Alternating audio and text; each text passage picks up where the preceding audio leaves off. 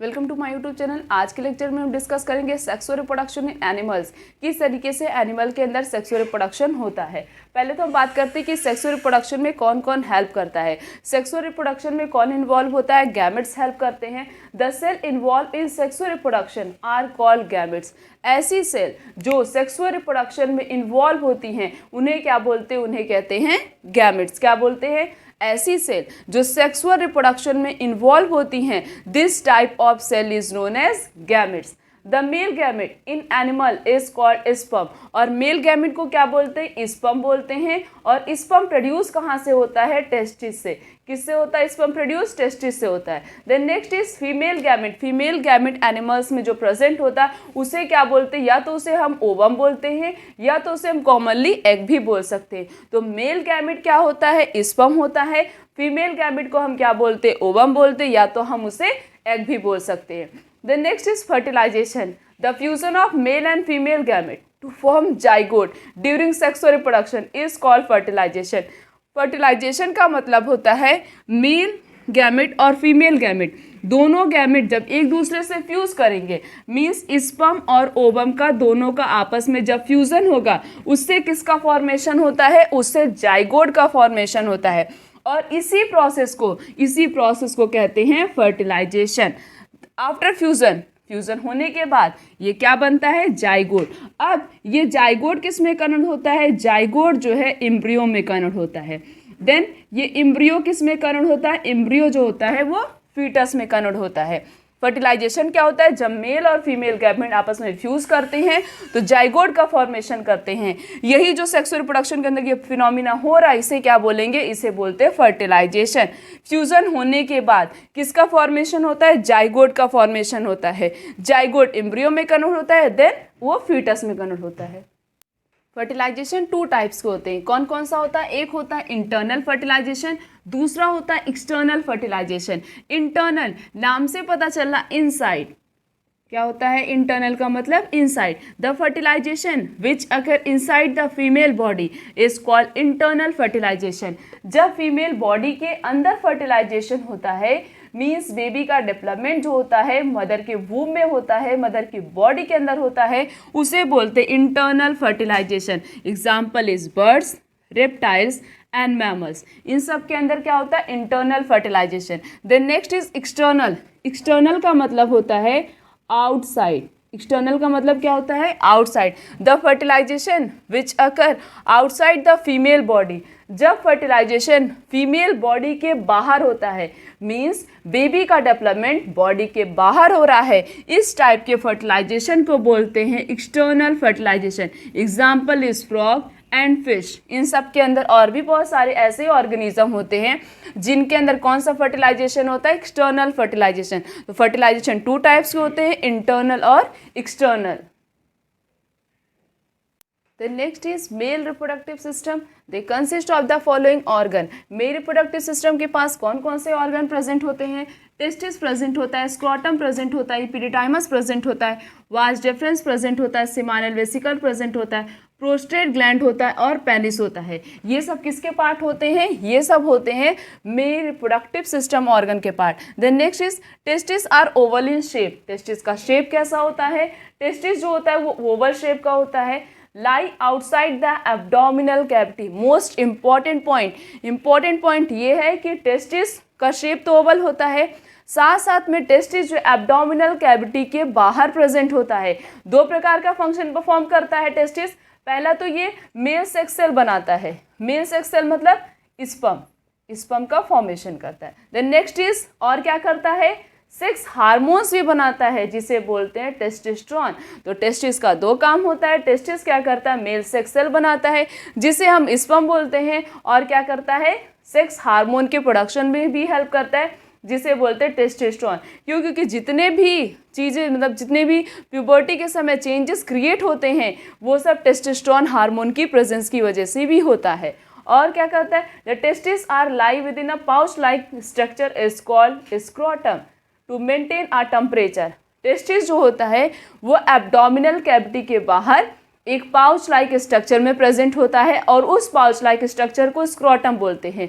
Question ये बन सकता है कि टेस्टिस स्क्रोटम में क्यों प्रेजेंट होता है? टेस्टिस स्क्रोटा में इसलिए प्रेजेंट होता है क्योंकि टेस्टिस को 2 से लेकर 3 डिग्री सेल्सियस टेम्परेचर चाहिए, क्या करने के लिए, स्पर्म के फॉर्मेशन के लिए। और हमारी बॉडी का टेम्परेचर बहुत ज़्यादा होता है जिसकी वजह से स्पर्मेटोजेनेसिस नहीं हो पाता, मीन्स स्पर्म का फॉर्मेशन नहीं हो पाता है। इसी वजह से टेस्टिस जो है वो एक पाउच लाइक स्ट्रक्चर में प्रेजेंट होता है और उस पाउच लाइक स्ट्रक्चर को क्या बोलते हैं, उस पाउच लाइक स्ट्रक्चर को स्क्रोटम बोलते हैं। टेम्परेचर कितना चाहिए, 2 से लेकर 3 डिग्री सेल्सियस चाहिए, क्या करने के लिए, स्पर्म के फॉर्मेशन के लिए। The next is the sperm is formed in testis, come out and go into a coiled tube called epididymis। Sperm का फॉर्मेशन किसके अंदर होता है, टेस्टिस के अंदर होता है। फिर ये टेस्टिस से किस में आता है, एक कॉइल लाइक ट्यूब में आता है जिसे बोलते हैं epididymis। epididymis में आने के बाद क्या होता है, स्पर्म जो होता है वो टेम्परेरी मतलब कुछ समय के लिए इस epididymis में स्टोर रहता है। उसके बाद ये यहाँ से वास डिफरेंस की मदद से फिर ये यूरेथ्रा में जाता है, फिर उसके बाद जो है वो फीमेल रिप्रोडक्टिव ट्रैक्ट में ट्रांसफर हो जाता है। तो टेम्परेरी स्टोरेज का काम कौन करता है, जो कुछ समय के लिए स्पर्म को स्टोर करके रखता है उसे बोलते हैं epididymis। Then next is the secretion of seminal vesicle and prostate gland. Seminal vesicles और प्रोस्टेट ग्लैंड ये दोनों क्या करते हैं, ये दोनों स्पर्म को न्यूट्रिशन प्रोवाइड करते हैं। क्यों, स्पर्म को जब तक न्यूट्रिशन नहीं मिलेगा तब तक स्पर्म के अंदर कोई भी मूवमेंट शो नहीं होगा, तब स्पर्म क्या होगा, मूव करके इजिली फीमेल रिप्रोडक्टिव ट्रैक्ट में पहुंच सकता है। Then next is urethra form a common passes of sperm and urine. Urethra से, बहुत इंपॉर्टेंट पॉइंट, यूरेथ्रा से जो है स्पर्म भी पास होता है और यूरिन भी पास होता है। मीन्स मेल के अंदर एक ही पासेस प्रेजेंट होता है जिससे यूरिन भी पास होता है और क्या पास होता है, स्पर्म भी वहीं से, दोनों एक ही ट्यूब से ही पास होता है। उसे क्या बोलते हैं, उसे कहते हैं यूरेथ्रा। देन नेक्स्ट हम बात करते हैं फीमेल रिप्रोडक्टिव सिस्टम के बारे में। फीमेल रिप्रोडक्टिव सिस्टम के पास कौन कौन से ऑर्गन प्रेजेंट होते हैं, ओवरीज प्रेजेंट होता है, ओविडक्ट प्रेजेंट होता है, यूट्रस प्रेजेंट होता है और क्या प्रेजेंट होता है, वजाइना प्रेजेंट होता है। ओवरी का शेप कैसा होता है, ओवरी ओवल शेप का होता है। ये कहाँ प्रेजेंट होता है, ये एब्डोमिनल कैविटी के अंदर प्रेजेंट होता है। बट टेस्टिस कहाँ प्रेजेंट होता है, एब्डोमिनल कैविटी के बाहर प्रेजेंट होता है। 2 फंक्शन परफॉर्म करती है ओवरी। पहला तो फीमेल सेक्स सेल का फॉर्मेशन करती है, उसे क्या बोलते हैं, ओवम बोलते हैं, या तो उसे हम एग भी बोल सकते हैं। दूसरा क्या, फीमेल हार्मोन के प्रोडक्शन में भी हेल्प करती है, जिसे क्या बोलते हैं, ईस्ट्रोजन और प्रोजेस्टेरॉन। ये 2 हार्मोन कौन बनाती है, ओवरी बनाती है। Then next is fertilization. Fertilization किसके अंदर होता है, मीन्स मेल और फीमेल आपस में जब मीटिंग करते हैं तो फर्टिलाइजेशन किसके अंदर होता है, जाइगोट का फॉर्मेशन किसके अंदर होता है, फैलोपियन ट्यूब के अंदर होता है, जिसे ओविडक्ट भी बोला जाता है। और बेबी का डेवलपमेंट किसके अंदर होता है, यूट्रस के अंदर होता है। और वजाइना को बर्थ कैनाल भी बोला जाता है। वजाइना को बर्थ कैनाल इसलिए बोलते हैं क्योंकि बेबी का डेवलपमेंट तो यूट्रस के अंदर होता है, फिर बेबी का पार्चुरेशन मीन्स डिलीवरी कहाँ से होती है, इसी वजाइना से ही होती है। इसी वजह से वजाइना को जो है बर्थ कैनाल बोलते हैं। कैसे फर्टिलाइजेशन होता है, जैसे ये स्पर्म है, ये क्या होता है, ये किसके पास आता है, ओवम के पास आता है। किसके पास आता है, ओवम। क्योंकि स्पर्म मोटाइल होता है, ओवम कैसा होता है, नॉन मोटाइल। मीन्स स्पर्म के अंदर मूवमेंट होता है बट ओवम कोई भी मूवमेंट शो नहीं करता। तो स्पर्म मूव करते हुए ओवम के पास आएगा, दोनों एक दूसरे से फ्यूज करेंगे और इसका जो टेल पोर्शन होता है ये बॉडी के अंदर ही डिस्ट्रॉय हो जाता है, इसका कोई काम नहीं होता। तो ये स्पर्म का जो हेड पोर्शन होता है वो ओवम से जाके अटैच रहेगा।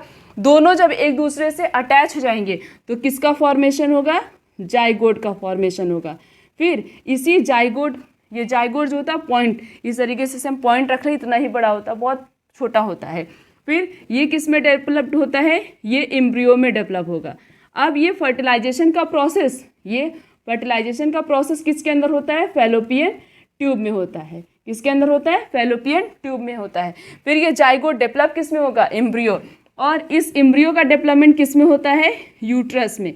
यही एम्ब्रियो, ये जो एम्ब्रियो का डेवलपमेंट हुआ है, ये एम्ब्रियो, ये जो यूट्रस है इसकी वॉल से इसकी अंदर की वॉल से जब जाके अटैच हो जाता है, जैसे ही एम्ब्रियो यूट्रस की इनर वॉल से अटैच होता है, इस प्रोसेस को कहते हैं इम्प्लांटेशन। जैसे ही एम्ब्रियो का अटैचमेंट यूट्रस की इनर वॉल से हो गया, तो जैसे ही इम्प्लांटेशन हुआ, समझ लो वो लेडी क्या हो गई, प्रेग्नेंट हो गई। उसके बाद यही एम्ब्रियो डेवलप किस में होता है, फीटस में। किस में डेवलप होगा, फीटस। यही फीटस एक जाके न्यूबॉर्न बेबी का फॉर्मेशन करता है। इस तरीके से पूरा प्रोसेस होता है। 1 ओवम हर मंथ में रिलीज होता है।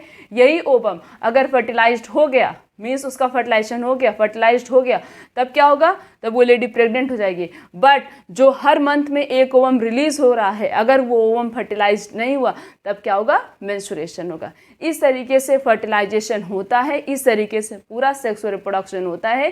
किसके अंदर, एनिमल्स के अंदर।